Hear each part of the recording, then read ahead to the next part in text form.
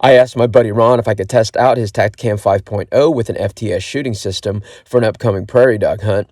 He invited me out to West Texas to come and get it and hunt. Beautiful day. It's been storming yesterday, but man, it's like 70 degrees today and perfect. Gorgeous. Let's see if we can get something down in the ground. I had to dial in my 25 GPC since the day-old paint job widened the teeth on the rail. My first hunt was in a large field that stretched 1,000 yards long and 250 yards wide. Ron let me borrow a side-by-side on the property, and I decided to hunt off the bed since it gave me a nice elevated view. An hour after sunset, I caught a bobcat moving across the fence line. I jumped out of the bed of the side-by-side and shot prone, knowing this is going to be a long-distance shot on a bobcat.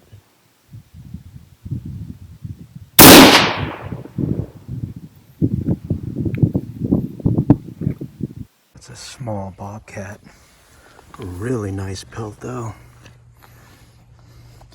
I gotta say, I'm really proud of this shot for to be the first animal that I've harvested with this 25 GPC. Easily 150 yard shot. I did drop and go prone and use the Atlas BT10 bipods. But dang, check out the paws on this young guy. Big old thing. And the bullet. Where'd I hit this guy at?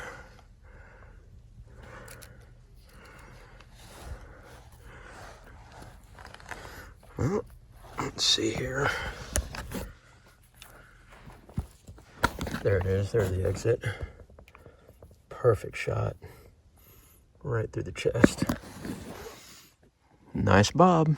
At a distance of 240 yards, the bobcat melted into the ground. The hammer 116 grain shock bullet did its job, impacting him at 2,136 feet per second, delivering 1,175 foot-pounds of energy. Around 10 p.m., I asked Ron if I could spot and stalk an adjacent field about 1,000 yards away from him. These fields always seem to produce hogs. I spotted this good-sized sounder. I texted Ron to come and shoot them with me, but it took him forever to respond. While waiting, I filmed a cool interaction between this pair of coyotes and the hogs.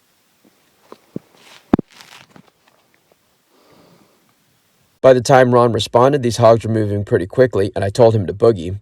He gave me the thumbs up and to start shooting. By the touch of the trigger, it was stiff. That told me the last round did not chamber properly. I pulled the charge handle back, and we'll pick up the action from here.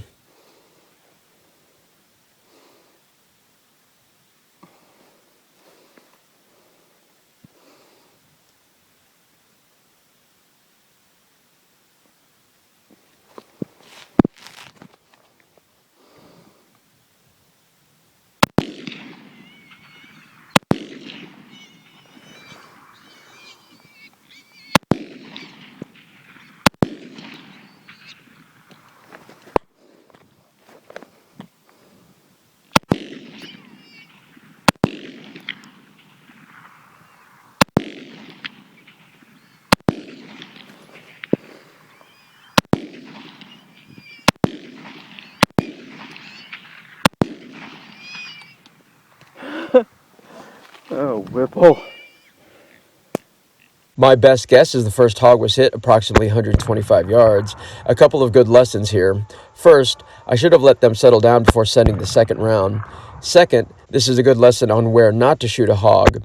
It was a rush shot, high in the neck, above the spinal cord. Even though the initial shock knocked him into the dirt, he wasn't done. With all the extended dirt dancing, I should have sent another round into him. He got up and ran towards the wood line. I did find him, but I was out of ammo and I didn't have my Glock. I figured I would let him rest until the morning. That was a mistake. When Ron and I went to recover him, he was gone. The second hog was hit, but never recovered. Third, a personal lesson for me. This rifle likes to recoil downward at the buttstock.